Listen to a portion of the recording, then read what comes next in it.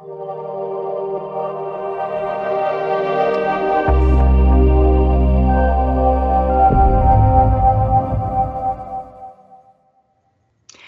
and welcome to our program where we explore issues of importance to the Caucasus region.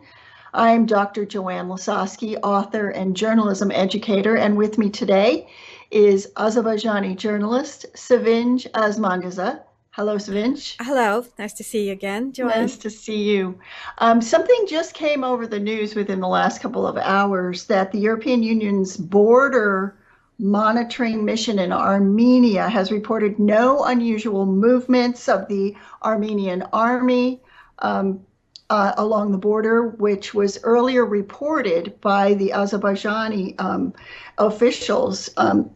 What is happening here? Why is this an issue right now? Well, over the night, social media, the news were circulating that there is some kind of movement happening on the Azerbaijani-Armenia border.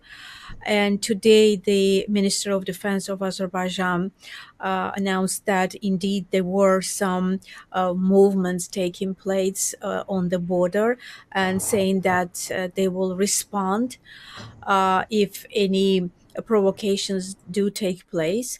But the news that you refer to is by the European Union mission in Armenia, which said that they have been monitoring the border all day and they did not see any movement. So basically, this is for the first time. I do not remember, first of all, the EU mission reacting to the situation, and second of all, it is basically saying that what the Minister of Defense of Azerbaijan said does not correspond to truth. I think it's fundamental, and I do believe that this is an attempt to thwart what could have been another provocation, whether it would be small military operation or indeed something larger like a war. This is an attempt to thwart it. Of course, we need to bear in mind that this EU mission is on the Armenian side of the border. There is no EU mission to report on developments on the Azerbaijani side.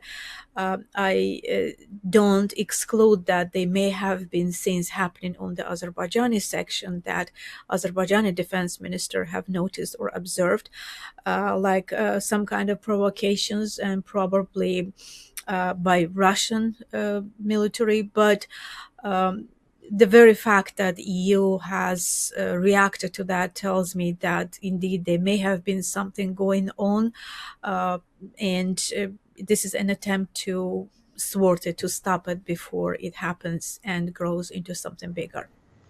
Is it possible that this sort of reaction from the Azerbaijani government is related to the significant meeting coming up on April 5th between Secretary of State, U.S. Secretary of State Anthony Blinken, European Mission President Ursula von der Leyen, and Armenian Prime Minister Nikol Pashinyan?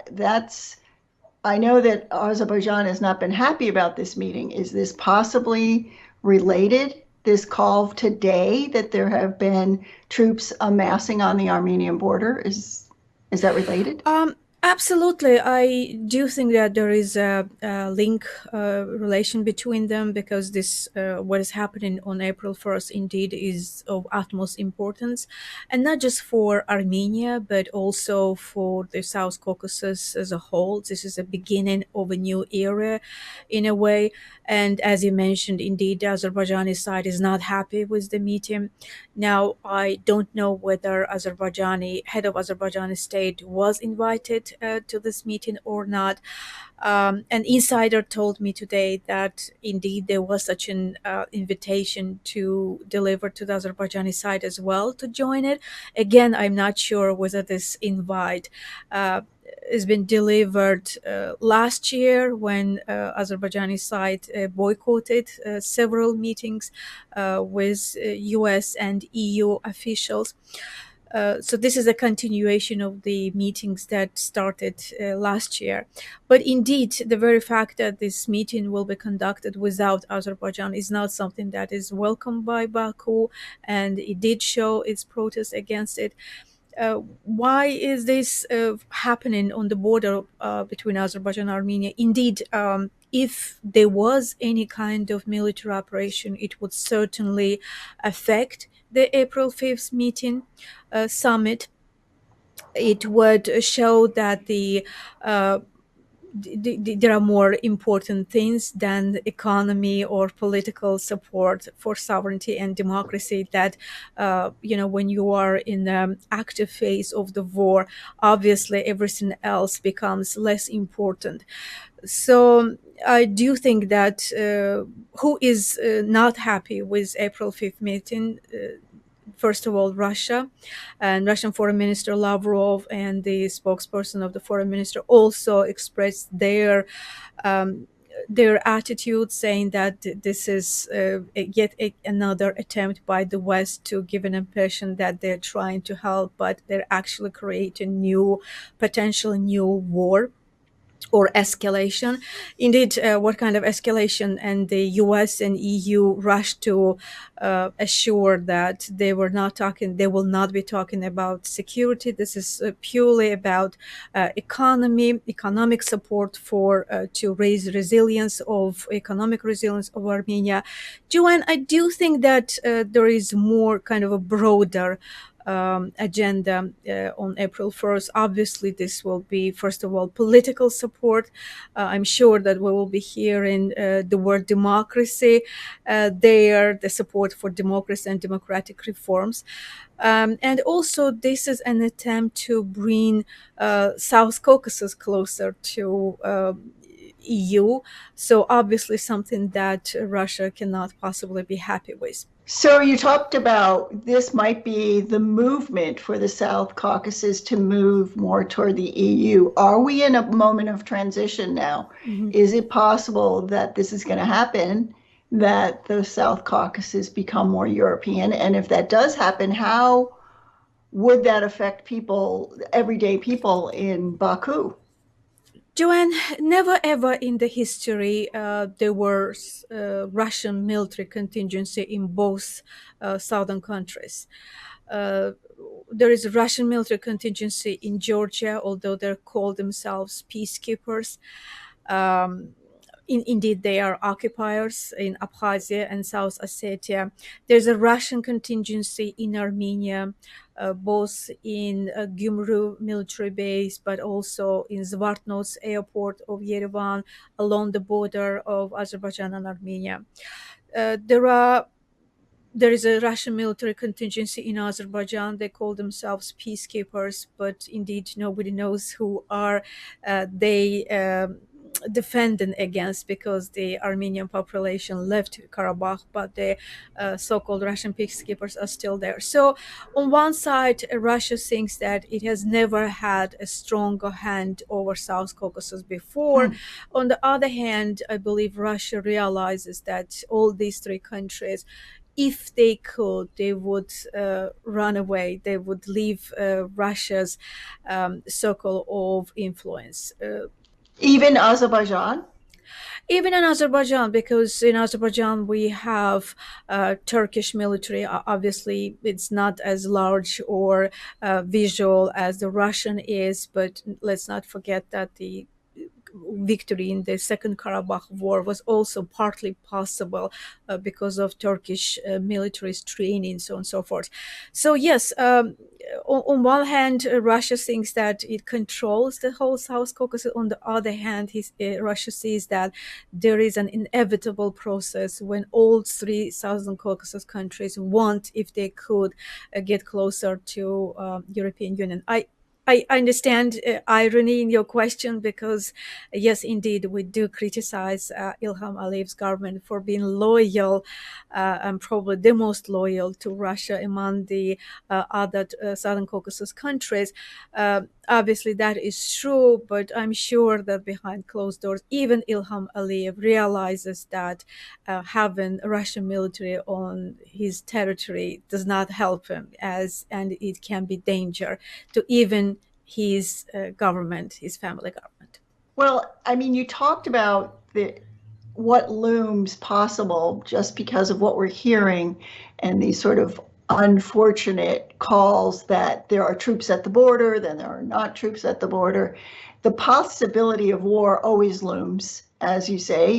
It's always like, are we in a, we're not in a cool period right now. We're in a warm period. We haven't escaped the war in Karabakh. What if war breaks out again? What will that mean for these two nations? What will it mean? Are they just sort of posturing, or is it does it loom as a real possibility? Joanne, if there is no war, there is no peace or peace agreement, there is always a possibility of war. Indeed, 2024 is a very risky year. And I do think that indeed this possibility is very high. Whether it's going to be before April 5th or after, I do believe that after there is more chance. Let's not forget that Russia wants several things in Southern Caucasus, and one of them is to have pro-Russian governments similar to Belarus, to have installed in Georgia, Armenia, in Azerbaijan. Now, it may be more happy with Aliyev government in Azerbaijan, but Pashinyan government is increasingly turning into European institutions, and something that Moscow is not happy with and is seeking revenge. This is definitely part of their motives. Other motives is not to have, as the Lavrov says, have NATO forces on its border, and EU mission is getting momentum. It started with 80 something observers. Now its number reached 200 something. In due course, we may see this number double. And again, if you add military component to it, if you add the readiness expressed by some European leaders, including French President Macron, to have military support for Armenia. This all creates a picture that Moscow cannot possibly be happy with, and having some kind of military provocation or indeed large-scale war will only benefit Russia. First of all, there will be less attention on the developments of Russia-Ukraine war. On the other hand, it will have benefits both in Azerbaijan, in Armenia, as they will be looking for some kind of mediator that will bring some sort of peace or truce to the region.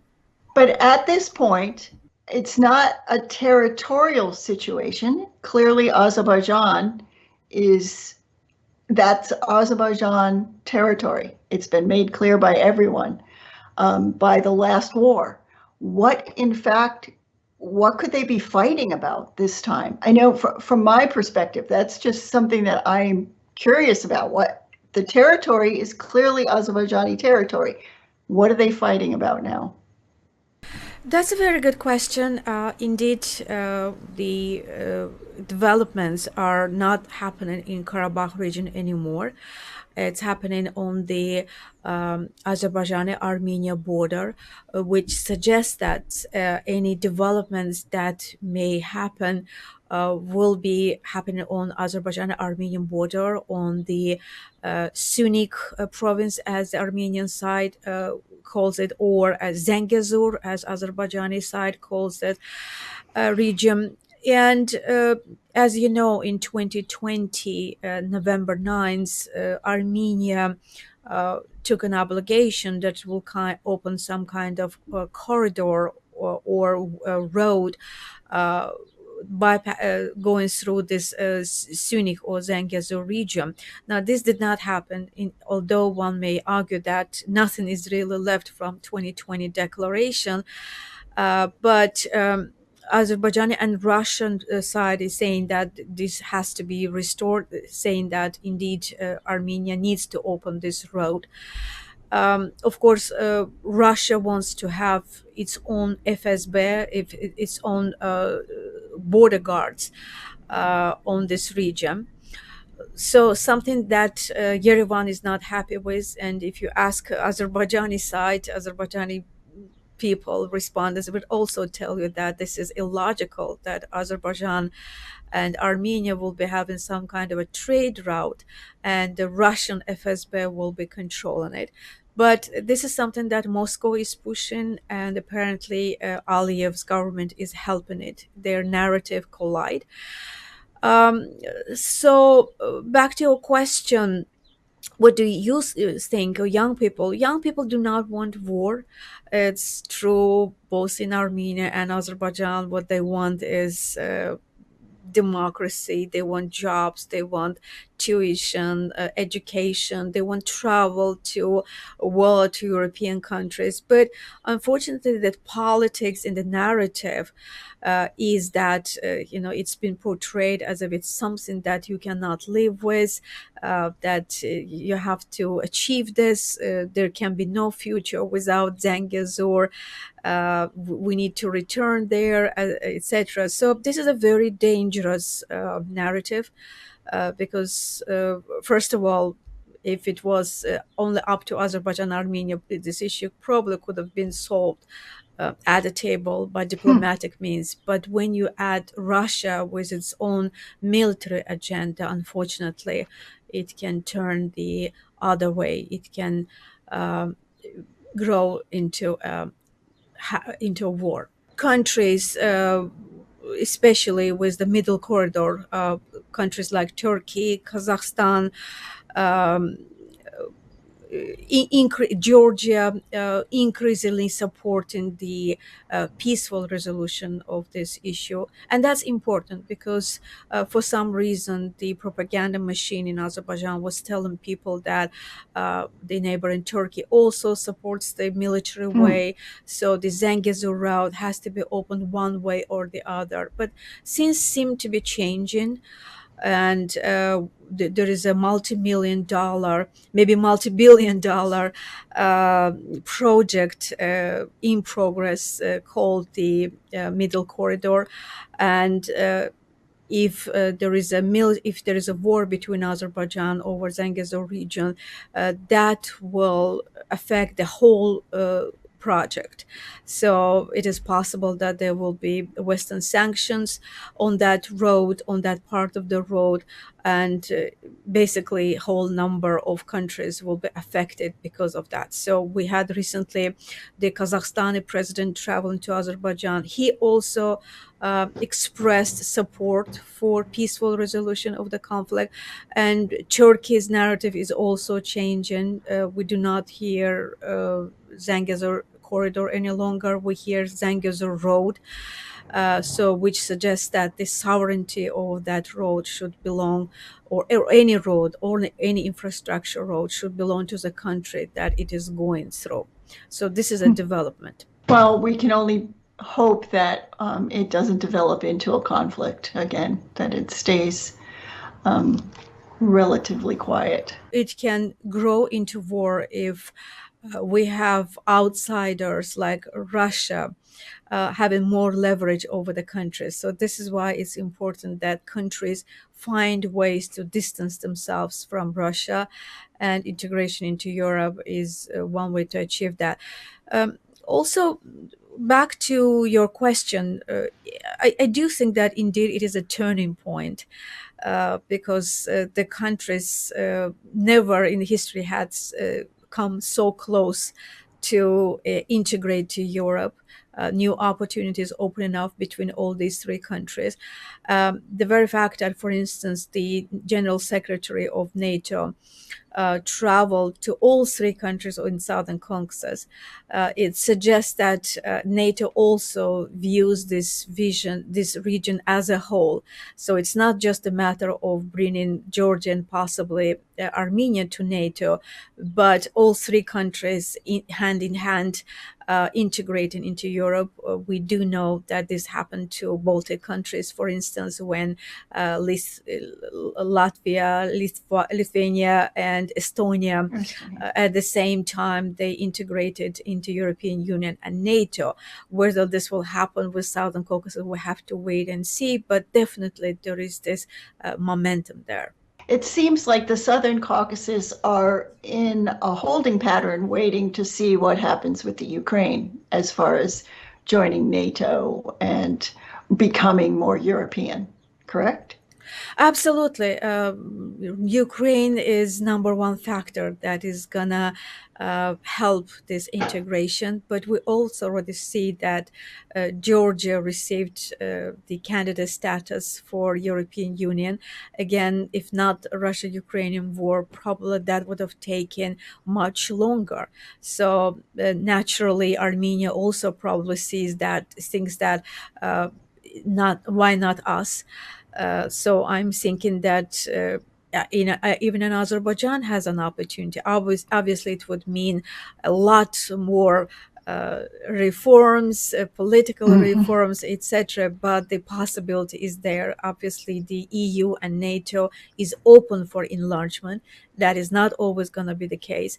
And also, with Russia's aggression against Ukraine, the world has awakening to a new reality that you have to defend yourself, that you have to spend more for military budget, that you cannot always stay neutral, that you have to take sides, and NATO is a mechanism that offers you such protection. Well, I appreciate you very much. Thank you for answering my Thank questions. you. I've learned a great deal. We'll talk to you again soon, I hope.